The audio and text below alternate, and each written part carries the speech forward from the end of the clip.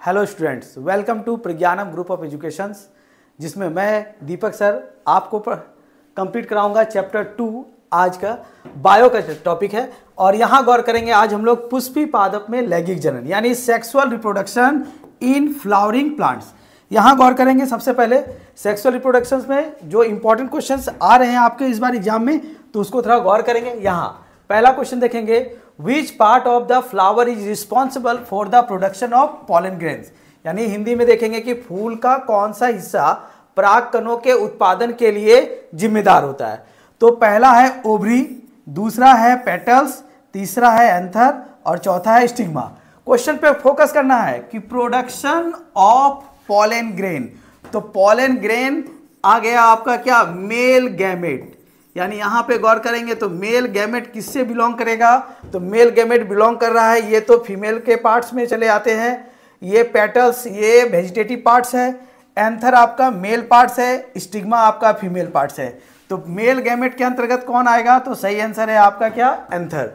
Next अगले question में देखेंगे हम लोग, the transfer of pollen grains from the anther to stigma. यहां पे गौर करेंगे ट्रांसफर हो रहा है, किसका ट्रांसफर हो रहा है, पॉलन ग्रेन का, यानी पॉलन ग्रेन कहने का तात्पर्य हो गया मेल गैमेट का ट्रांसफर हो रहा है। मेल गैमेट का ट्रांसफर हो रहा है कहां से कहां, एंथर से स्टिग्मा की ओर, और किसमें, सेम फ्लावर में, यानी एक जैसे फूल में नर युग्मक का ट्रांसफर हो रहा है मादा के भाग में। तो ऐसे प्रोसेस को क्या कहेंगे, जब सेम फ्लावर रहेगा तो सेम फ्लावर के अंतर्गत आएगा कौन सा पॉलिनेशन, सेल्फ पॉलिनेशन। तो आंसर हो गया स्वपरागन। काफी इजी क्वेश्चन था ये।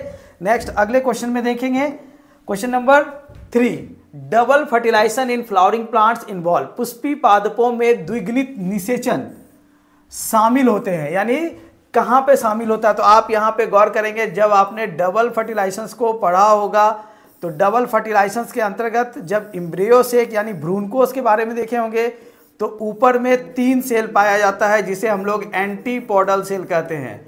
ऊपर कौन सा 3 सेल पाया जाएगा, जिसको कहेंगे एंटीपोडल सेल, बीच में 2 पोलर न्यूक्लियाई, यहाँ पे एक सेल और बगल में 2 सिनर्जिड सेल यानी सहायक कोशिका। तो अब यहाँ गौर करेंगे, ये हो गया सिनर्जिड सेल।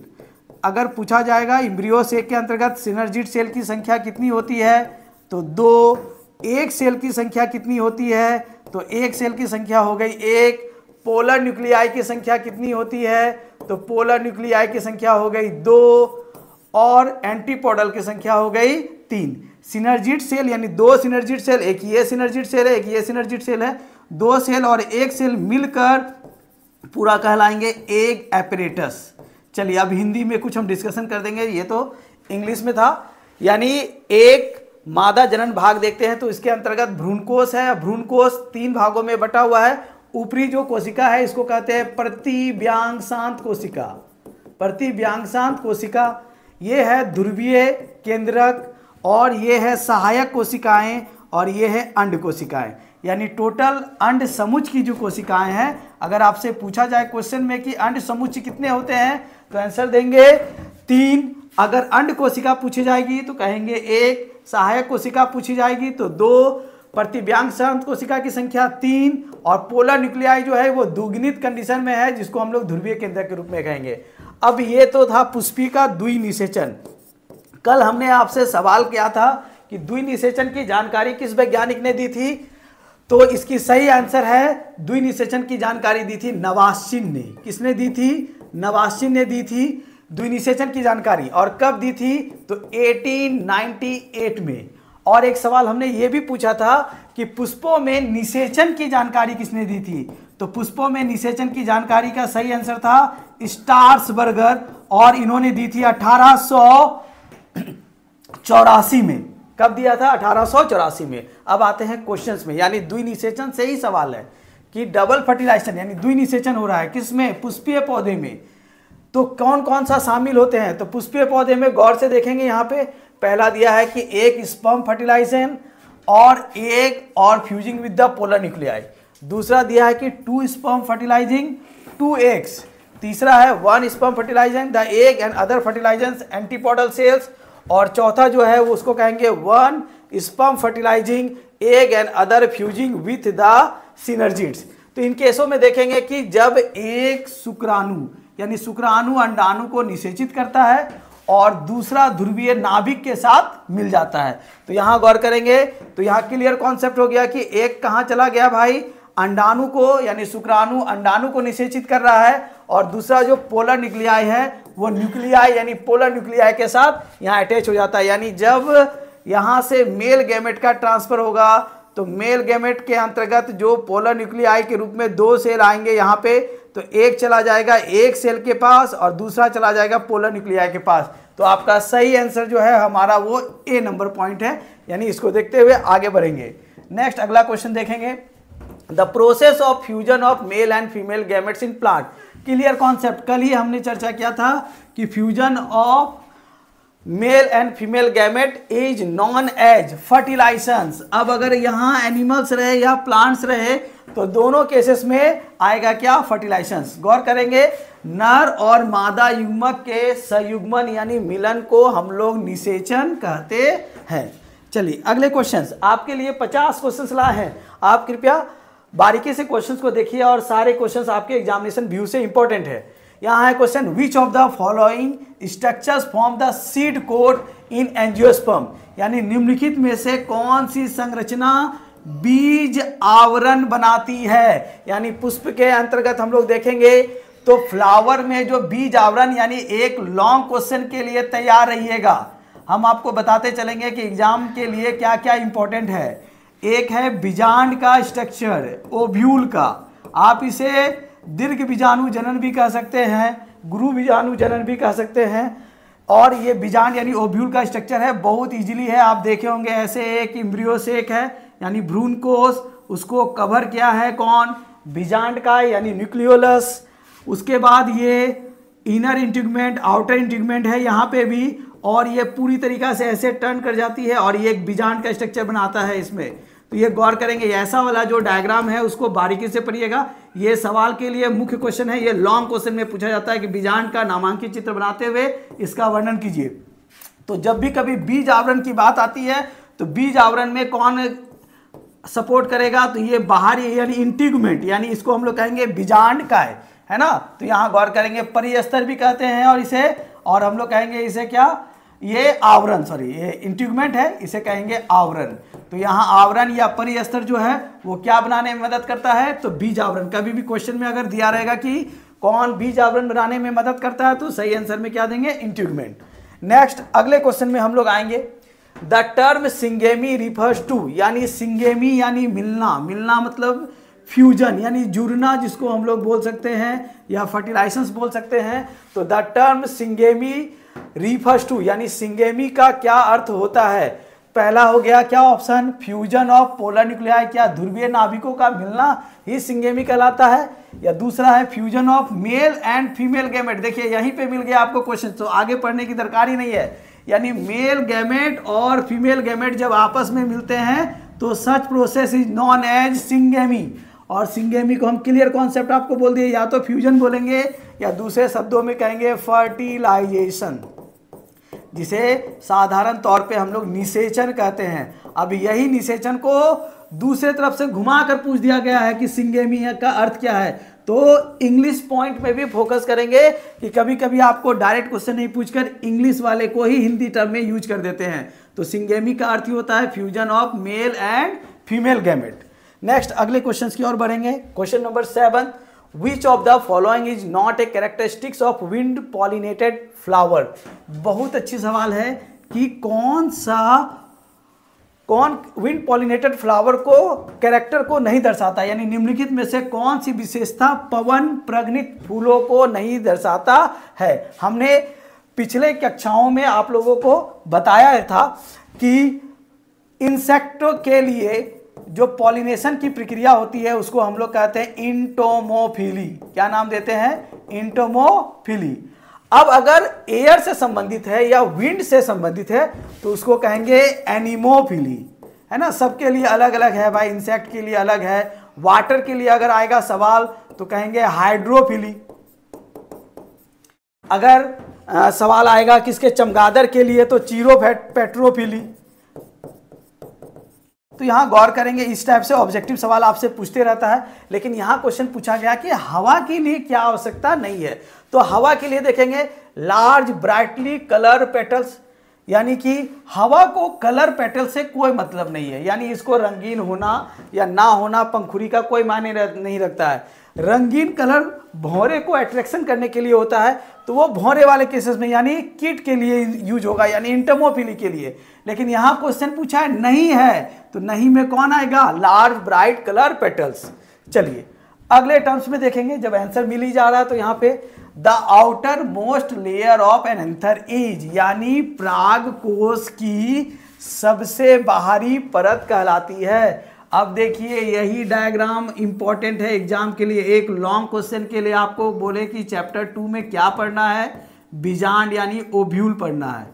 एक दूसरा क्या पढ़ना है? यानी पराग कोश का नामांकित चित्र पढ़ना है, यानी इधर से आप M की तरह लिखेंगे और इधर से आप W की तरह लिखेंगे, और ये बन गया आपको परागकश का अनुप्रस्थ काट यानी कटा हुआ भाग, और ये 3 लेयर यहाँ बनाएंगे और बीच में एक टेपेटम लेयर बनाएंगे। ऐसे आप देखेंगे ये पूरा कवर किया हुआ रहता है। बाहरी भाग को हम लोग इपिडर्मिस कहते हैं। बाहरी भाग को क्या नाम देंगे? इपिडर्मिस। हिंदी में इसे कहेंगे अधिचर्म। नेक्स्ट सेकंड वाले लाइन को कहेंगे, इधर सेकंड वाले घर को इंडोथीसियम। क्या नाम देंगे? इंडोथीसियम। इंडोथीसियम कहने का मतलब हो गया अंतःस्थीसियम। क्या नाम देंगे इसे? अंतःस्थीसियम। तीसरा जो टर्म है उसे कहेंगे मिडिल लेयर यानी मध्य परत। मिडिल लेयर यानी मध्य परत। और चौथा जो है वो है टेपेटम। क्या है? टेपेटम। तो यहां गौर करेंगे मध्य परत में क्या होता है? पोषण का निर्माण होता है, और ये ज्यादा समय तक नहीं रहता है। जैसे ही ये मैच्योर होगा मध्य परत क्या हो जाते हैं? किसी किसी पौधों में खत्म भी हो जाते हैं। तो एक सवाल ये भी आ गया कि परागकोश का अनुप्रस्थ काट का चित्र बनाइए, यानी एक लॉन्ग क्वेश्चन यहां से बीजांड से उठता है और एक लॉन्ग क्वेश्चन आता है कि परागकश का अनुप्रस्थ काट का वर्णन करे, यानी आपको चारों नाम दशा के वर्णन करना है। तो इसमें क्वेश्चन पूछा गया कि सबसे बाहरी परत कौन है? तो सबसे बाहरी परत हमारा क्या है? इपिडर्मिस। इपिडर्मिस यानी बाह्य चर्म, यानी जिसको कहेंगे इपिडर्मिस। एक शॉर्ट, तो लॉन्ग क्वेश्चन में एक बीजांड हो गया, लॉन्ग क्वेश्चन में एक दूसरा हो गया परागकश का अनुप्रस्थ काट। शॉर्ट के लिए देख लेंगे टेपेटम का कार्य। टेपेटम का कार्य है कि ये क्या करता है? माइक्रोस्पोर। ये जो गोल गोल स्ट्रक्चर हम आपको 4 यहां दिखा रहे हैं, ये कोई और नहीं है बल्कि ये माइक्रोस्पोर है। और माइक्रोस्पोर को पोषण पहुंचाने का काम जो है वो कौन करता है? वो टेपेटम करता है। तो एक शॉर्ट क्वेश्चन में आता है कि टेपेटम के कार्यों का बताइए, और ये आपके एनसीईआरटी में भी है, तो इसको भी फोकस करेंगे शॉर्ट आंसर के लिए, और बाकी इधर 2 लॉन्ग क्वेश्चन के लिए। तो यहाँ आपका आंसर निकल गया, the outer most layer of anther is called, यानी परागकश की सबसे बाहरी परत, यानी क्या हो गया? इपिडर्मिस। सॉरी, इपिडर्मिस याद रखेंगे। नेक्स्ट आगे आएंगे point, the mature ovule develops into, यानी परिपक्व अंडाणु परिवर्तित होते हैं। तो आपको क्लियर कॉन्सेप्ट है, यानी क्या है? ओव्यूल। ओव्यूल का डेवलपमेंट, ओव्यूल यानी जिसको हम लोग कहेंगे अंडाणु, परिपक्व अंडाणु है ओव्यूल, तो ये बनाएगा बीज यानी सीड, और पुष्प में ओवरी जो है वो बनाता है फ्रूट। यहां गलती नहीं करेंगे, ये याद रखेंगे, फ्रूट यानी फल, FRUIT फ्रूट यहाँ पे, यानी क्वेश्चन आएगा फल का निर्माण किससे होता है? तो आंसर देंगे अंडाशय। ये एकदम कई बार ऑब्जेक्टिव क्वेश्चन पूछा गया है, एकदम रट लेना है ये सब चीज को, इंपॉर्टेंट क्वेश्चंस छोड़ना ही नहीं है। अभी समय आपके पास बहुत कम है और इसी समय में कहीं ना कहीं हमको ज्यादा मार्किंग करना है। तो फल का निर्माण किससे होगा? अंडाशय से, और बीज का निर्माण होगा किससे? परिपक्व अंडाणु यानी ओव्यूल बोल सकते हैं, या दूसरे शब्दों में बीजांड बोल सकते हैं। तो बीज का निर्माण क्या हो गया? बीजांड से होगा। तो सही आंसर हमारा क्या है? क्वेश्चन पूछा गया है, अगर यहां देखने में तकलीफ है तो यहां से समझेंगे कि ओव्यूल से सीड बनेगा और ओवरी से फ्रूट बनेगा। नेक्स्ट अगले क्वेश्चन पे आएंगे हम लोग, question number 11, what is the function of the endosperm in flowering plants? बहुत अच्छी है क्वेश्चन। पुष्पी पौधों में इंडोस्पर्म, इंडोस्पर्म कहने का मतलब हो गया क्या? भ्रूणपोष, है ना, भ्रूणपोष। चलिए, what is the function of the endosperm, यानी पुष्पी पौधे में इंडोस्पर्म का क्या कार्य है? पहला काम हो गया क्या? Protect the embryo. दूसरा है नरिश द डेवलपमेंट एम्ब्रियो। तीसरा है फर्टिलाइजेशंस को जोड़ना यानी एड। चौथा है प्रोटेक्ट द ओव्यूल यानी अंडाणु की रक्षा करना। तो ये नहीं है, ये भी नहीं है और ये भी नहीं है। तो एंडोस्पर्म क्या करता है, ये सहायता पहुंचाता है। किसको सहायता पहुंचाता है, तो एम्ब्रियो को यानी भ्रूण को। अब यहीं पे नाम पे ही क्वेश्चन देख लीजिए, भ्रूण को क्या करता है, पोषण देता है। तो भ्रूण को पोषण देना तो नाम हो गया क्या, भ्रूणपोष। इसलिए डायरेक्ट क्वेश्चन एंडोस्पर्म को यहाँ भ्रूणपोष नहीं लिखा, नहीं तो आपको क्वेश्चन पे ही आंसर मिल जाता। तो यहाँ हो गया भ्रूण को पोषण देने का काम कौन करता है भाई, तो एंडोस्पर्म यानी भ्रूणपोष। हमने आपको कितने बार कहा है कि हिंदी वाले टर्म्स के साथ साथ इंग्लिश वाले टर्म्स को भी गौर से देखिएगा। अगर हिंदी में क्वेश्चन पढ़ने में प्रॉब्लम आए तो इंग्लिश से समझने का कोशिश करेंगे। चलिए नेक्स्ट अगले क्वेश्चन में आएंगे हम लोग। Question number 12, which of the following is a type of asexual reproduction in flowering plant. बहुत अच्छा सवाल है, पूछा गया है कि निम्नलिखित में से कौन सी पुष्पी पौधों में अलैंगिक प्रजनन का प्रकार है। तो अब गौर करना है, क्वेश्चन 2 पॉइंट को फोकस करना। एक तरफ अलैंगिक है और दूसरी तरफ अलैंगिक की प्रक्रिया किसमें हो रही है, पुष्पी पौधे में। तो ये तो टर्म्स आ गया क्या, फ्रेगमेंटेशन। फ्रेगमेंटेशन को हम लोग कहेंगे क्या, खंडन, या दूसरे शब्दों में कहेंगे अपखंडन, यानी अपने आप को ही तोड़ना। तो यहां आ जाएगा कौन कौन भाई, स्पायरोगायरा, या फिर हम लोग बोल सकते हैं प्लेनेरिया, जिसको फीता कृमि के रूप में भी जानते हैं। वेजिटेटिव प्रोपेगेशन जो हो गया, तो ये क्या करेगा, किसी पौधे के जड़ तना पत्ती से डेवलपमेंट होता है। यहाँ पे गौर करेंगे, जड़ तना पत्ती जितने भी है, जैसे आलू का क्या हो गया भाई, आलू का जो निर्माण होगा वो कंद या आकंद से होता है। कंद या आकंद जिसको हम लोग कहते हैं ट्यूबर, यानी ये किस में हो गया, ये आलू में हो गया। उसी तरीका से अलग अलग है।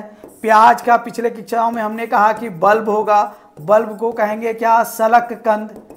अदरक के लिए आपको बताए थे कि अदरक और हल्दी जो होगा वो राइजोम किससे होंगे, तो राइजोम को हम लोग कहें भाई प्रकंद।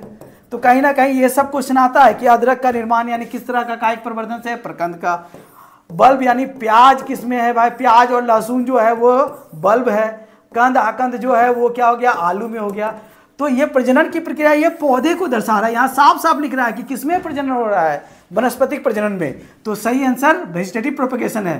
बडिंग तो आपका ईस्ट और हाइड्रा में है, तो ये कहीं ना कहीं प्लांट को नहीं दर्शा रहा है। बाइनरी फिजन में चले आएंगे तो अमीबिया है, बैक्टीरिया है, एटसेट्रा एटसेट्रा है। तो आपका क्वेश्चन जो दिया है, क्वेश्चन पकड़े भाई क्या, पुष्पी पौधे और क्या ऐसा जनन, अलैंगिक जनन। तो सही आंसर हो गया वेजिटेटिव प्रोपेगेशन। यहाँ टिक लगाएंगे, कंफ्यूजन की कोई बात नहीं है, इजीली हम देखेंगे तो सारे क्वेश्चन सॉल्व होंगे। Question number 12, the pollen tube grow through which part of the flower is reach the ovule. बहुत अच्छी बात। पराग नलिका किस भाग के माध्यम से अंडाणु तक पहुंचती है। तो अब यहाँ देखिए फीमेल रिप्रोडक्टिव पार्ट्स में अगर देखेंगे तो मादा जननांग का चित्र है ना। मादा जननांग के चित्र में ऊपरी भाग को हम लोग कहें स्टिग्मा, मध्य भाग को कहें क्या, स्टाइल, और ये वाले भाग को क्या नाम दिए, ओवरी। तो स्टिग्मा कहने का मतलब हो गया वर्तिकाग्र, ये हो गया वर्तिका, और ये हो गया अंडाशय। अब सवाल में ये पूछ रहा है कि पराग नलिका किस भाग के माध्यम से, तो ये जो है एक पॉलन ट्यूब है जो अंदर जाके एम्ब्रियो से यानी भ्रूण कोश से जुड़ा हुआ है, तो इसको कहेंगे पराग नलिका।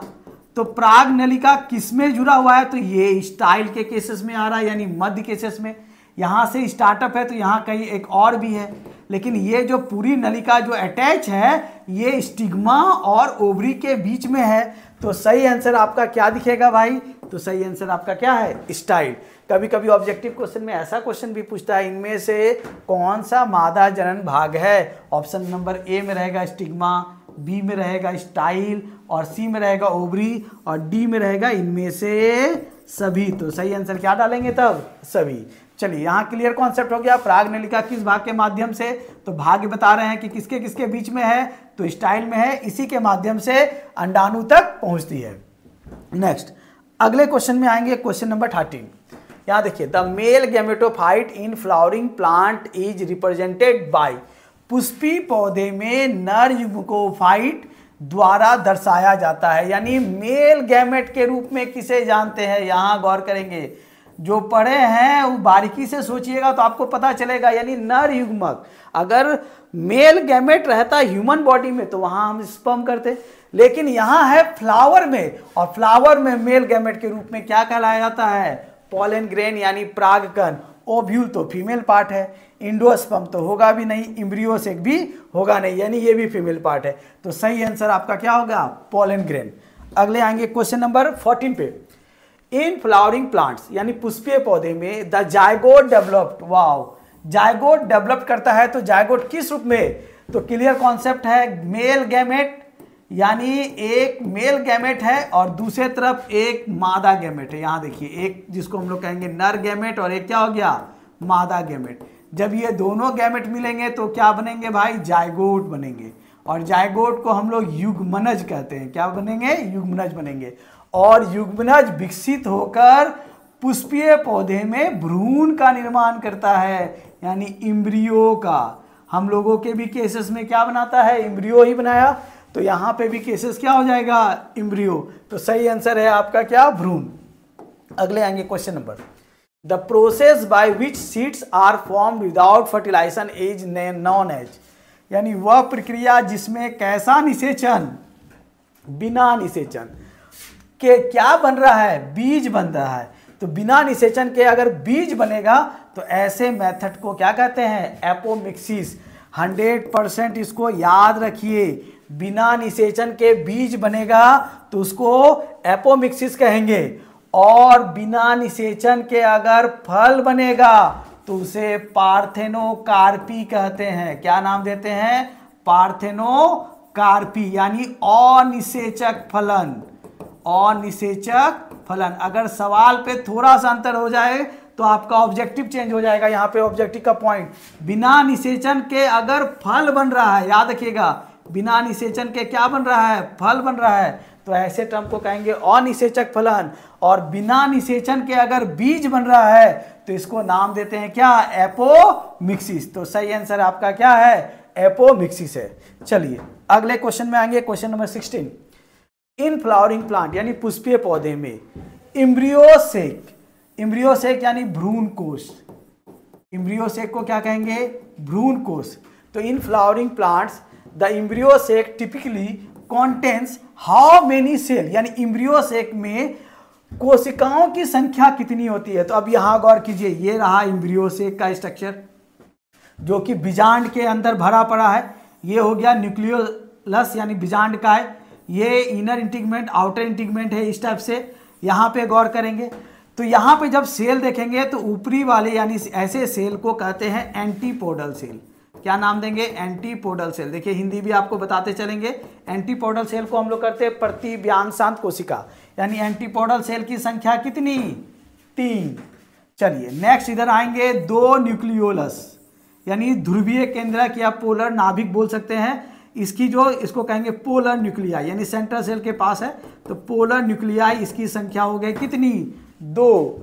अब यहां आएंगे एक सेल, ये एक सेल है, एक सेल की संख्या 1, और इसका जो बगल में है 2 सेल उसको हम लोग कहते हैं सिनर्जिड सेल, यानी सहायक कोशिकाएं।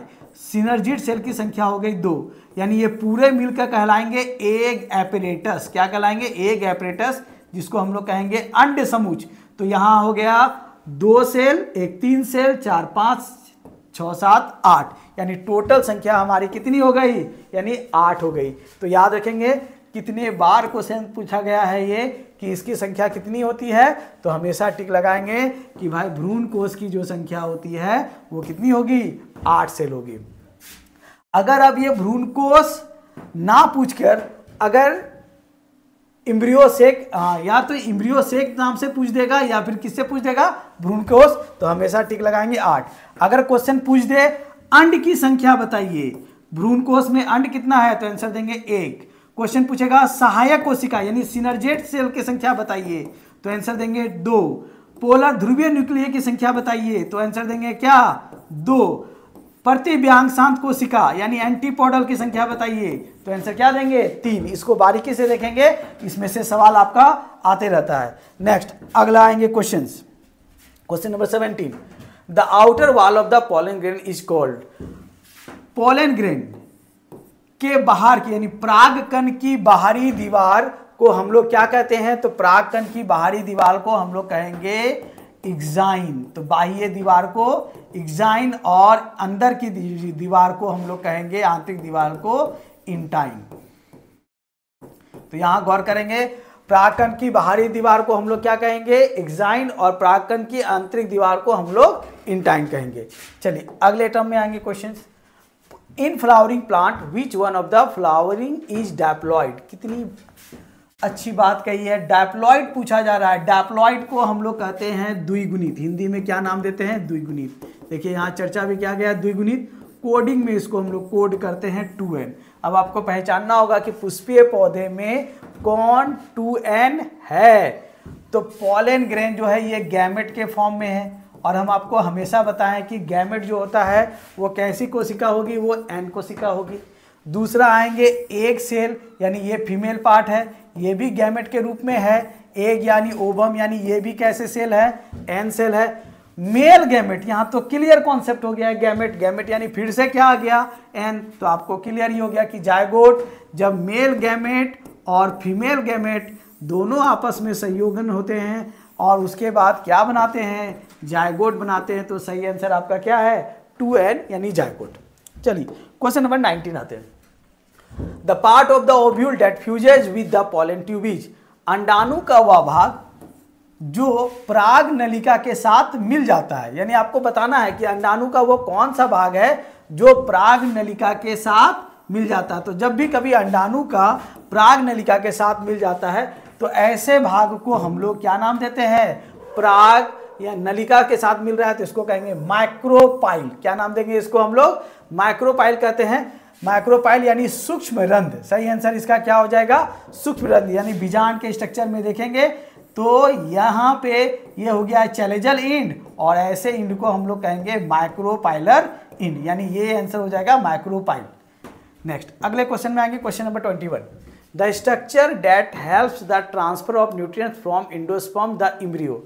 यानी एक ऐसा स्ट्रक्चर के बारे में आपको बताना है जो किसको ट्रांसफर कर रहा है? न्यूट्रिएंट्स को, यानी पोषक तत्व को किस में कर रहा है? इंडोस्पर्म से लेकर कहां तक? एम्ब्रियो तक। तो ऐसे टर्म्स में याद रख लेंगे कि इसका सही आंसर जो रहेगा वो सस्पेंसर होगा, क्योंकि रेडिकल का काम होता है रूट डेवलपमेंट करना, यानी जड़ के विकास को डेवलपमेंट करने वाले टर्म्स को हम लोग रेडिकल कहेंगे। प्लूम्यूल जो है वो यानी सूट डेवलपमेंट, यानी स्टीम के डेवलपमेंट को दर्शाता है तो उसको प्लूम्यूल कहेंगे। कॉटिलीडन जो है ये बीज पत्र है, यानी जिसमें एनर्जी बना पड़ा है, जो पौधे के ग्रोथ के लिए एनर्जेटिक रूप में होता है, तो जिसको हम लोग दलहन के रूप में दलपत्र भी बोल सकते हैं, यानी दाल की तरह। यानी एक बीज में कितने कॉटिलीडन है? तो एक बीज में 2 कॉटिलीडन है। तो ये सब तो कहीं आंसर है नहीं, तो सही आंसर आपका क्या हो गया? Suspension. Question number 21। Which of the following in the male reproductive organ in the flowering plant. निम्नलिखित में से कौन पुष्पी पौधे के नर प्रजनन अंग है? यानी मेल पार्ट बताना है फ्लावर का। तो अगर आपने फ्लावर का स्ट्रक्चर को बारीकी से पढ़ा होगा, ध्यान देकर पढ़े होंगे, तो एक नॉर्मल सा स्ट्रक्चर हम आपको फ्लावर का यहाँ पे बनाकर दिखाते हैं। ये फ्लावर का ऊपर वाला पार्ट स्टिग्मा, अब अपने आप फाइंड कर लीजिएगा। ये स्टाइल, ये वाले पार्ट को हम लोग कहेंगे ओवरी, यानी हिंदी में क्या हो गया? वर्तिकाग्र, वर्तिका, और क्या हो गया? अंडाशय। नर भाग में आएंगे तो ये वाले भाग को कहेंगे एंथर, और ये डंठल वाला भाग जो है वो फिलामेंट है। अब यहाँ गौर कीजिए, कहीं कुछ मिल रहा है? नहीं मिल रहा है। चलिए कोई बात नहीं। स्टिग्मा, स्टाइल और ओवरी ये तीनों मिलकर कहलाते हैं पिस्टिल। क्या कहलाएंगे? पिस्टिल, या इसे हम कहेंगे गाइनोसियम। और एंथर और फिलामेंट मिलकर कहलाएंगे आपको या तो स्टेमेन, या फिर इसको हम लोग कहेंगे एंड्रोसियम। तो एंड्रोसियम जो है वो क्या है? नर भाग है, जिसको हम लोग पुमंग या पुंकेसर के रूप में जानते हैं। तो अब यहाँ गौर कीजिए, तो आपको दिख रहा है क्या? स्टेमन। यानी यहाँ क्वेश्चन भी पूछा गया है कौन सा? नर भाग, और यहाँ मिल गया आपको क्या? पुंकेसर। स्टिग्मा, स्टाइल, ओवरी ये तीनों ही कौन से पार्ट होते हैं? तो ये तीनों ही फीमेल पार्ट होते हैं फ्लावर में। तो मेल पार्ट कौन सा हो गया? स्टेमन। तो सही आंसर हो गया आपका स्टेमन। अगले question number 22। The development of fruit without fertilisation is called. निषेचन के बिना फल के विकास को क्या कहते हैं?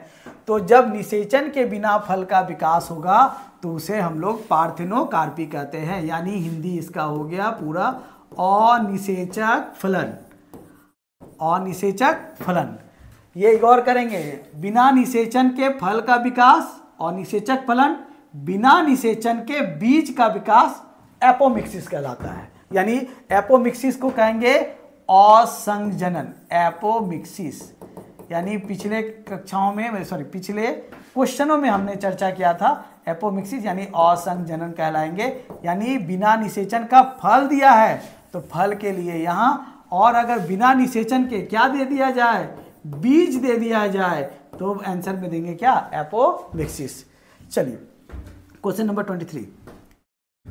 The egg apparatus in the embryo से कॉन्सिस्ट ऑफ, भ्रूण थैली में अंडाणु यंत्र में शामिल होते हैं। पुनः वही क्वेश्चंस, यानी एक बार आप अगर द्विनिषेचन अच्छे से पढ़ते हैं तो आपको क्लियर कॉन्सेप्ट हो जाएगा। और भ्रूण कोष के अंतर्गत यानी एम्ब्रियो से क्या बोलेंगे, ये एम्ब्रियो से के डायग्राम में आपको बता रहे, ऊपर के सेल को 3 एंटीपोडल सेल, प्रतिव्यांग शांत कोशिका, 2 पोलर न्यूक्लियाई, 1 अंड कोशिका और 2 सहायक कोशिका। अब क्वेश्चन पूछा गया किस में, भ्रूण थैली में अंडाणु यंत्र में शामिल होते हैं।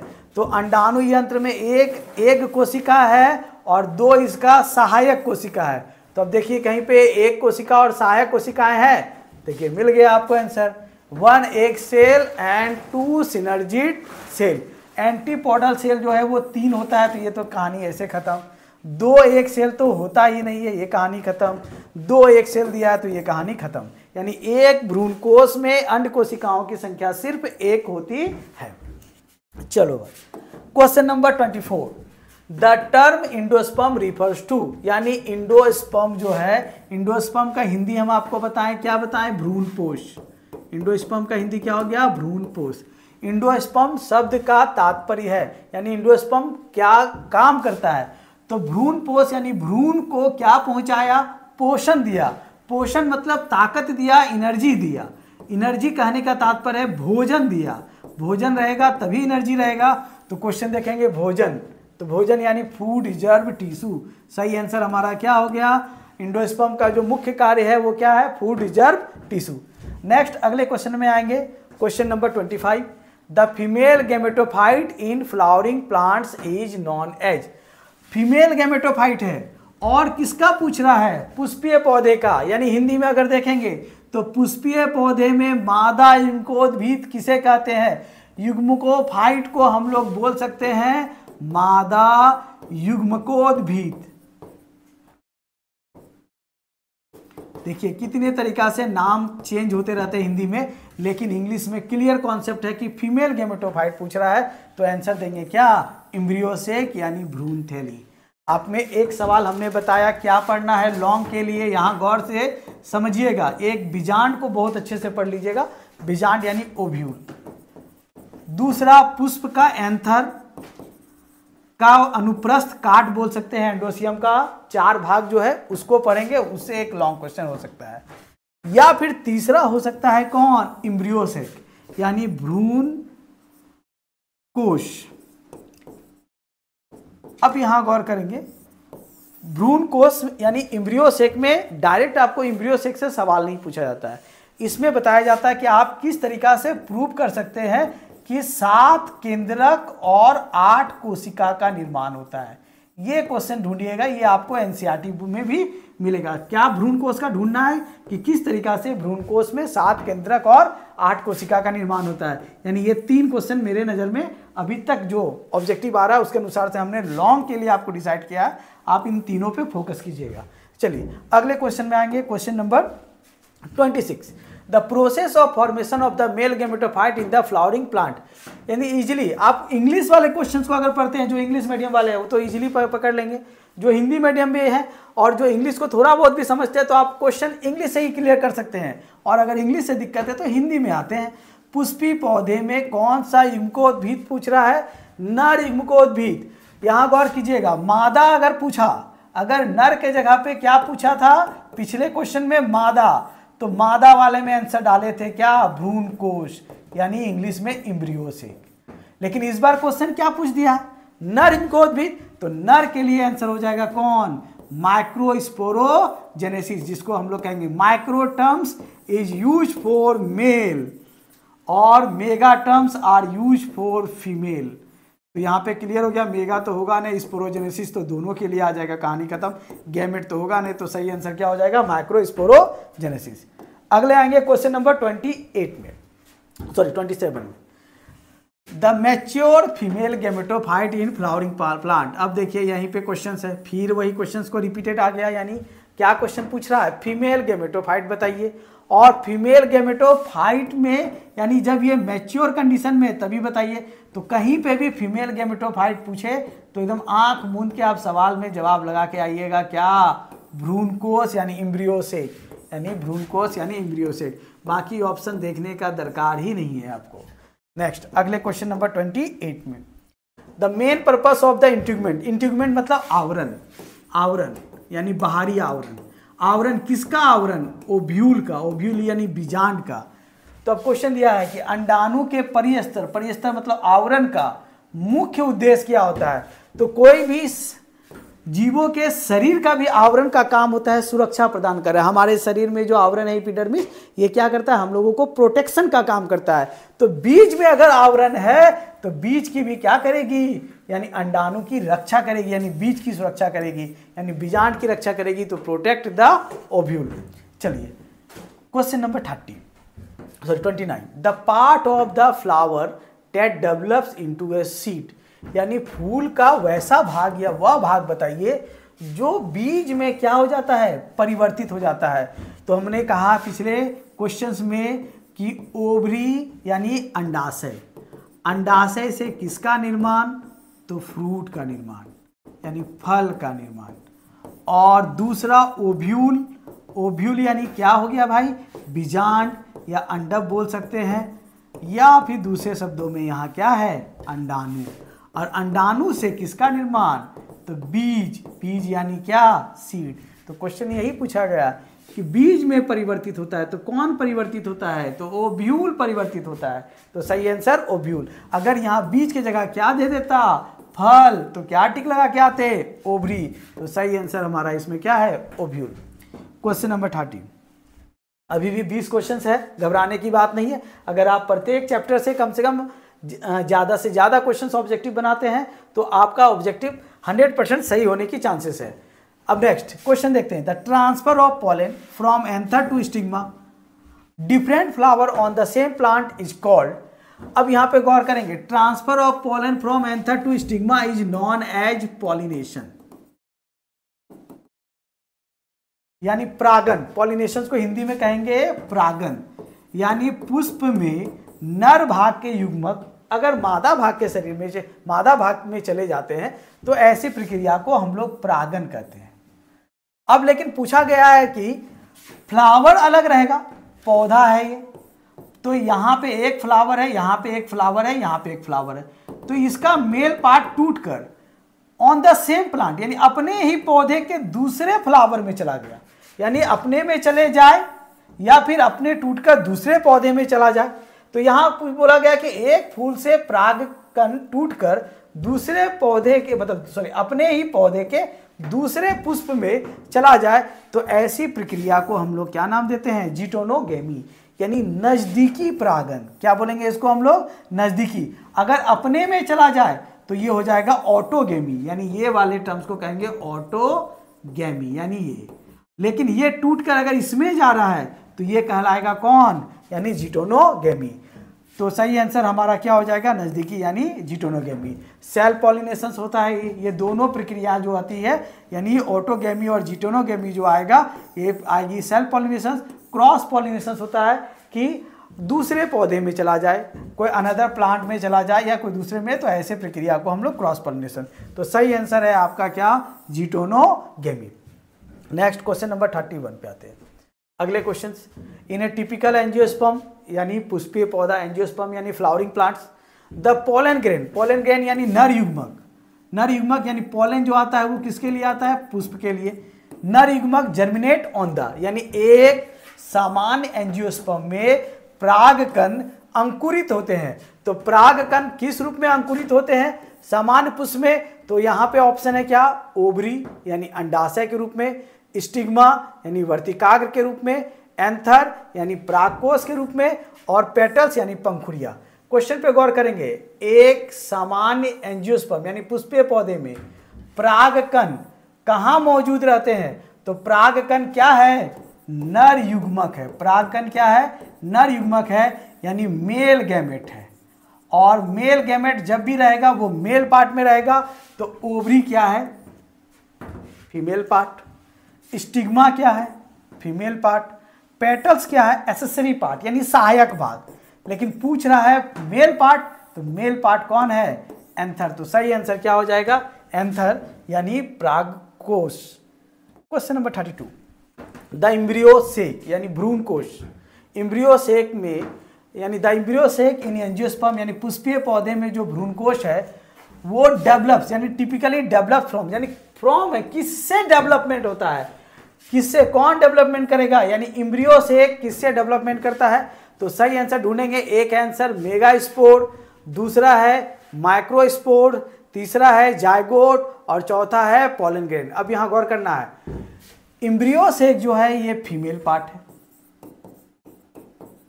भ्रूण कोश जो है वो कैसा पार्ट है? वो फीमेल पार्ट है। जायगोट तो ये होगा ही नहीं क्योंकि मेल फीमेल के हैं। ये मेल पार्ट है तो पोलन ग्रेन भी नहीं होगा। Micro terms are use for male यानी नर के लिए, megaspore are use for female.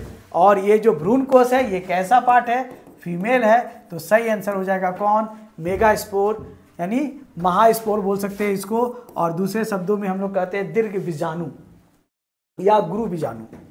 Next question number 33, निम्नलिखित में से कौन एक लिंगी फूल है? कल भी हमने चर्चा किया था एक लिंगी और द्विलिंगी, यानी जिस फ्लावर में मेल पार्ट भी है और फीमेल पार्ट। ये फीमेल पार्ट है और ये कैसा पार्ट है? Male part. तो अगर फ्लावर में दोनों पार्ट अगर दिख रहा है तो ये द्विलिंगी पौधे हो गए। लेकिन अगर फ्लावर में या तो मेल पार्ट होंगे या तो फीमेल पार्ट होंगे, यानी सेपरेट सेपरेट, कहने का तात्पर्य यानी किसी पौधे में पूरा का पूरा मेल ही है या किसी पौधे में पूरा का पूरा क्या है? फीमेल पार्ट है। तो जिसमें अगर एक लिंग होंगे या तो नर या तो मादा, तो ऐसे टर्म्स को हम लोग एक लिंगी फूल कहते हैं। तो इसमें दोनों होता है मेल फीमेल, इसमें भी दोनों होता है मेल फीमेल, इसमें भी दोनों होता है मेल फीमेल, यानी ए बी और सी जो है वो क्या है भाई? बाइसेक्सुअल फ्लावर है। कैसे फ्लावर है? Bisexual flower. सिर्फ ओनली पपाया यानी पपीता ही क्या है? यूनिसेक्सुअल है, यानी एक लिंगी प्लांट है। तो आंसर हो जाएगा क्या? पपाया।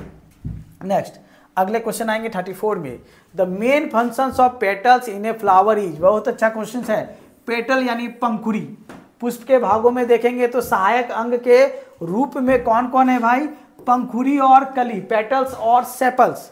और अगर आपसे पूछा जाएगा कि फ्लावर में रिप्रोडक्टिव पार्ट्स कौन कौन है, तो ये एक मेल पार्ट है और दूसरा क्या है? फीमेल है, यानी एंथर या एंडोसियम कहेंगे और या फिर गाइनोसियम या पिस्टिल कहेंगे।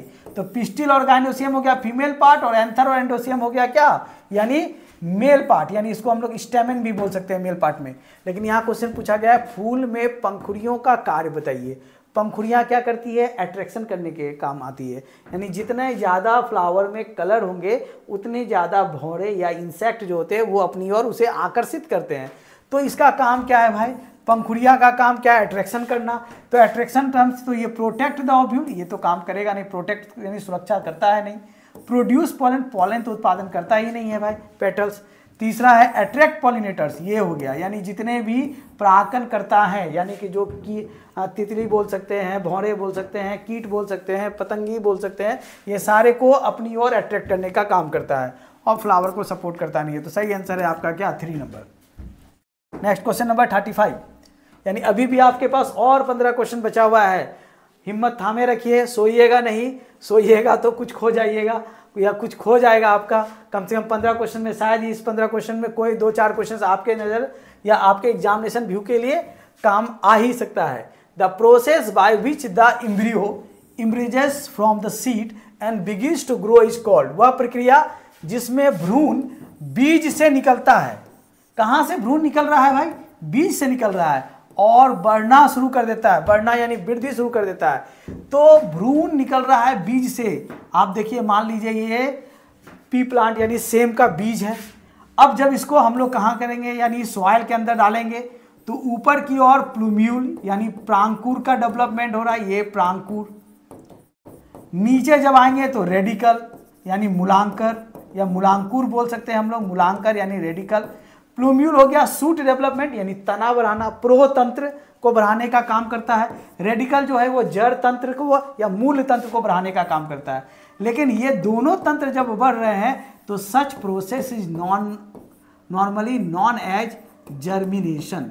जर्मिनेशन कहने का मतलब अंकुरन, यानी ऐसी प्रक्रिया जिसमें भ्रूण बीज से निकलता है और बढ़ना शुरू कर देता है, तो ऐसे टर्म्स को हम लोग जर्मिनेशन कहते हैं। पॉलिनेशन तो होगा नहीं। पॉलिनेशन होता है कि जब मेल गैमेट ट्रांसफर होता है फीमेल में। फर्टिलाइजेशन होगा नहीं, क्योंकि मेल गैमेट और फीमेल गैमेट के मिलने की प्रक्रिया को फर्टिलाइजेशन करेंगे। प्रोपेगेशन होगा नहीं, क्योंकि ये एसेक्सुअल रिप्रोडक्शन है। प्लांट के कोई भी पार्ट से नया पौधा जर्मिनेट करेगा, तो such process is non propagation. तो सही आंसर है आपका क्या, जर्मिनेशन। क्वेश्चन नंबर 36 में आएंगे, which structure in A flowering plant is responsible for the production of the female gamete. यानी पुष्पी पौधे में कौन सी संरचना मादा युग्मकोद्भिद यानी युग्मकोफाइट के उत्पादन के लिए जिम्मेदार है। फिर आ गया सवाल क्या, मादा। मादा यानी फीमेल। फीमेल पार्ट के लिए अब हम लोग क्या ढूंढेंगे, फीमेल को। तो एंथर तो मेल पार्ट है, ये कहानी खत्म। एक ओव्यूल है आपके पास, देखते हैं। पोलन ग्रेन भी मेल पार्ट का है, तो कहानी खत्म। एक इम्ब्रियो सेक है यानी भ्रूण पोष है, लेकिन पूछा गया है कि संरचना उत्पादन के लिए जिम्मेदार है। अगर पूछता मादा युग्मकोद्भिद है तब आंसर में हम लोग टिक लगा देते इम्ब्रियो सेक, लेकिन पूछा कि किसमें उत्पादन के लिए जिम्मेदार है, तो सही आंसर आपका क्या हो गया, ओव्यूल यानी इम्ब्रियो से कट जाएगा। अगर उत्पादन नहीं रहता, डायरेक्ट रहता कि इनमें से कौन मादा युग्मकोद्भिद है, तब आंसर क्या देते हैं, इम्ब्रियो से। ठीक है, नेक्स्ट अगले क्वेश्चन 36 नंबर पे, सॉरी 37 पे। The mature seed of A flowering plant contents, यानी पुष्पी पौधे का परिपक्व बीज होता है। यानी पुष्पी पौधे में परिपक्व बीज यानी मैच्योर सीड के रूप में कौन डेवलपमेंट करता है। तो जब किसी प्लांट में सीड का मैच्योरेशन होने लगता है तो वो बनाता है इम्ब्रियो, और फिर इम्ब्रियो और ज्यादा डेवलपमेंट करके बनाता है कॉटिलीडन यानी भ्रूण और बीज पत्र। तो सही आंसर आपका क्या हो जाएगा, इम्ब्रियो एंड कॉटिलीडन्स यानी भ्रूण और बीज पत्र। Question number 38, the pollen tube release it contents into the पराग नलिका अपने अवयव को किसमें छोड़ती है। अवयव को कहने का मतलब है कि जो भी कंटेंट है तो कहां पे छोड़ेगी। तो सही आंसर अब यहां ढूंढेंगे, तो फिर से देखेंगे भ्रूण कोष का यानी इम्ब्रियो सेक का। तो एंटीपोडल सेल ऊपर में, ये एंटीपोडल सेल की घटना है ही नहीं, तो कहानी खत्म हो गया। दो पोलर न्यूक्लियाई यहाँ पे है और ये पराग नलिका आ रही है यहाँ पे, तो पोलर न्यूक्लियाई में भी नहीं छोड़ा, तो ये कहानी खत्म। एक सेल के साथ तो मिलना है, तो एक सेल खत्म, लेकिन ये बगल में कौन है, दो सहायक कोशिका है। तो आपका सही आंसर क्या हो जाएगा, सहायक कोशिका, यानी अवयव को कहाँ लाके छोड़ती है, तो सिनर्जीट सेल में छोड़ती है। Question number 39, the term microsporogenesis, micro terms for male. तो अब मेल यानी नर, यानी the term microsporogenesis refer to, microsporogenesis शब्द का तात्पर्य क्या है। तो मेगा जो टर्म्स होता है वो फीमेल का होता है, तो वो तो कहानी खत्म, मेगा को छांट दिए। इंडोस्पर्म भी हो रहा है, तो ये भी कहानी खत्म। पोलन ग्रेन है और एक माइक्रोस्पोर्स। अब इसी दोनों में सवाल देखना है कि the term microsporogenesis refers to, microsporogenesis किसका निर्माण करता है। तो माइक्रोस्पोरोजेनेसिस माइक्रोस्पोर का निर्माण करता है, तो सही आंसर हो जाएगा फॉर्मेशन ऑफ माइक्रोस्पोर्स, यानी पोलन ग्रेन भी नहीं होगा। तो सही आंसर आपका होगा A number point. Next question number 40, the structure that attach the ovule to the placenta is called, वह संरचना जो अंडाणु को नाल से जोड़ती है यानी प्लेसेंटा से जोड़ती है। तो जब कभी अंडाणु को प्लेसेंटा से जोड़ेंगे तो बीजांड के स्ट्रक्चर में आपको यहाँ पे दिखेगा, इसको कहते हैं फ्यूनिकल, FUNICLE, फ्यूनिकल। और आंसर में ढूंढेंगे फ्यूनिकल कहाँ है, ये रहा फ्यूनिकल। तो सही आंसर आपका हो गया क्या, funicle. Question number 41, the endosperm in angiosperm is, angiosperm में एंडोस्पर्म होता है, तो यहाँ गौर करेंगे, एंजियोस्पर्म यानी फ्लावरिंग प्लांट, पुष्पीय पौधा। क्या पूछ रहा है कि एंडोस्पर्म क्या होता है। कल भी हमने एक सवाल दिया देखा था, ये एन था, ये 2n था, ये 3n था और ये मल्टीपल n है, यानी कई गुना n का वेरिएशंस है, यानी बहुगुणित है, यानी मल्टीपल n बोल सकते हैं इसको हम लोग। तो हमने हमेशा बताया है कि जब भी कभी एंडोस्पर्म पूछा जाए तो हमेशा क्या टिक लगाएंगे, 3n, यानी ट्रिप्लॉइड। आंसर देंगे क्या, triploid. Question number 43, which of the following process is the unique to flowering plants. निम्नलिखित में से कौन सी प्रक्रिया पुष्पी पौधे के अद्वितीय है। अद्वितीय यानी उससे थोड़ा भिन्न, यानी अजूबा, यानी अलग टाइप से। तो यहाँ गौर करेंगे, ऑप्शन है एक पहला डबल फर्टिलाइजेशन, दूसरा है एपोमिक्सिस, तीसरा है पार्थेनोजेनेसिस और चौथा है वेजिटेटिव प्रोपगेशन। यानी गौर से क्वेश्चन देखेंगे तो आपका आंसर क्लियर कॉन्सेप्ट है। निम्नलिखित में से कौन प्रक्रिया पुष्पी पौधे के लिए अद्वितीय है। अद्वितीय यानी हटकर है। तो पुष्पीय पौधे में कैसा निषेचन, द्विगुणित निषेचन, तो यही प्रक्रिया हटके है। ये तो बीज बनना तो पहले से ही संभव है। पार्थेनोजेनेसिस है यानी कुंवारी यानी अनिषेचक फलन है, ये संभव है पेड़ पौधा में, ये भी संभव है। लेकिन किसी किसी पौधे में क्या होता है, यानी द्विनिषेचन की प्रक्रिया होती है, जिसकी जानकारी किसने दी थी, नवासिन ने दी थी। और पुष्पों में सिर्फ अगर निषेचन की प्रक्रिया पूछेगी तो जवाब देंगे स्टार्सबर्गर। नेक्स्ट क्वेश्चन नंबर 43, समय को ध्यान में रखते हुए थोड़ा तेजी से आगे बढ़ेंगे। The female reproductive part of flower is none. फूल का मादा प्रजनन अंग कहलाता है।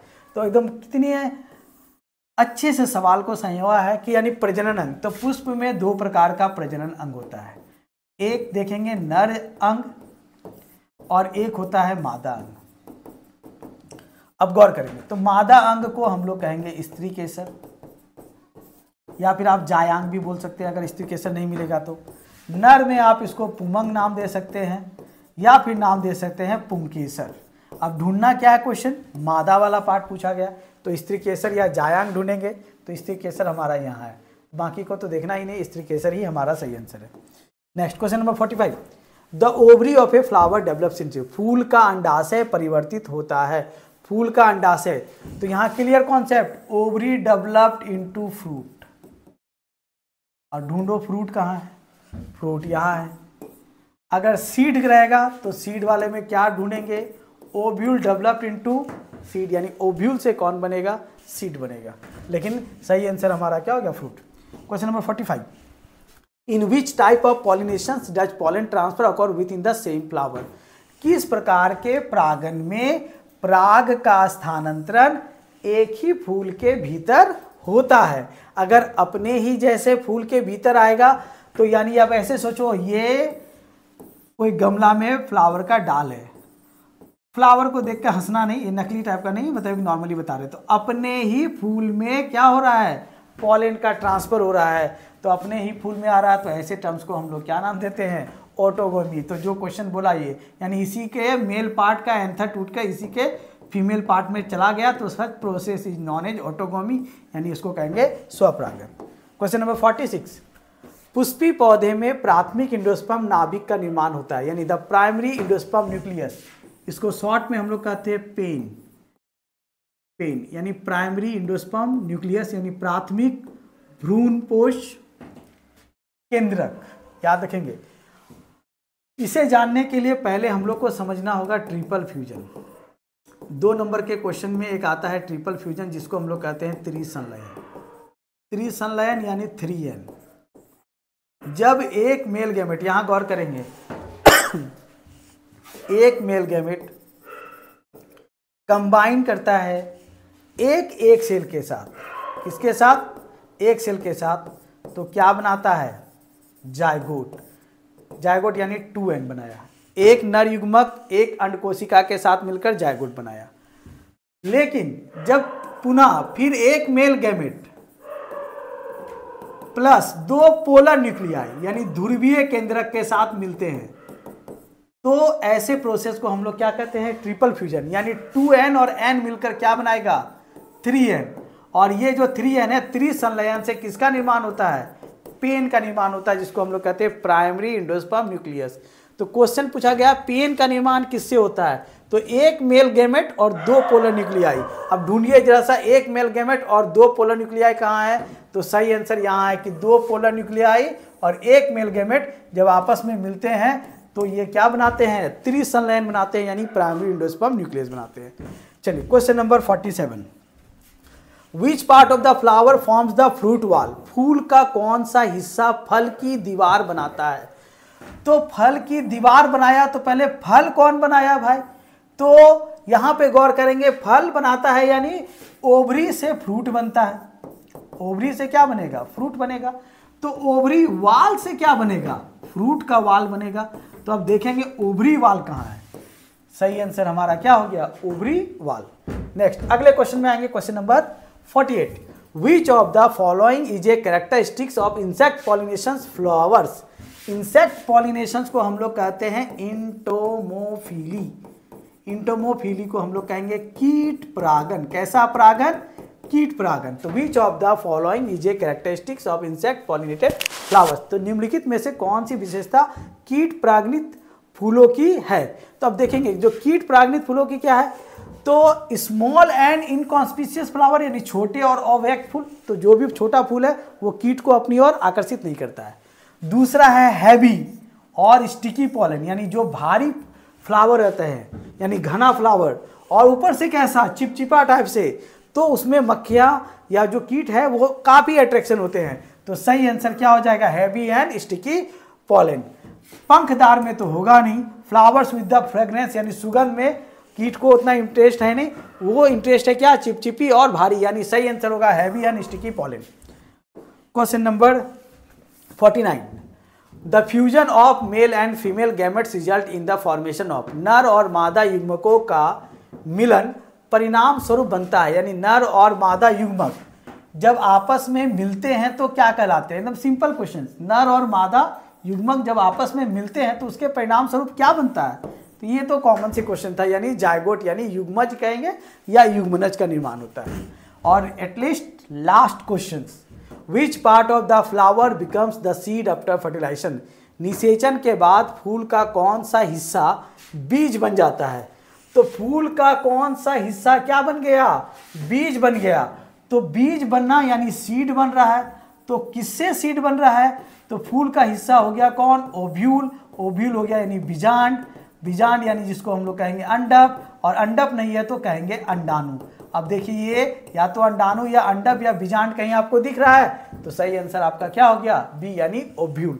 यानी आज का आपका चैप्टर 2 का ऑब्जेक्टिव क्वेश्चंस हमारे नज़र में जो भी इंपॉर्टेंट था हमने आपको बताया, बाकी आप अपने तरफ से कुछ मेहनत कीजिए।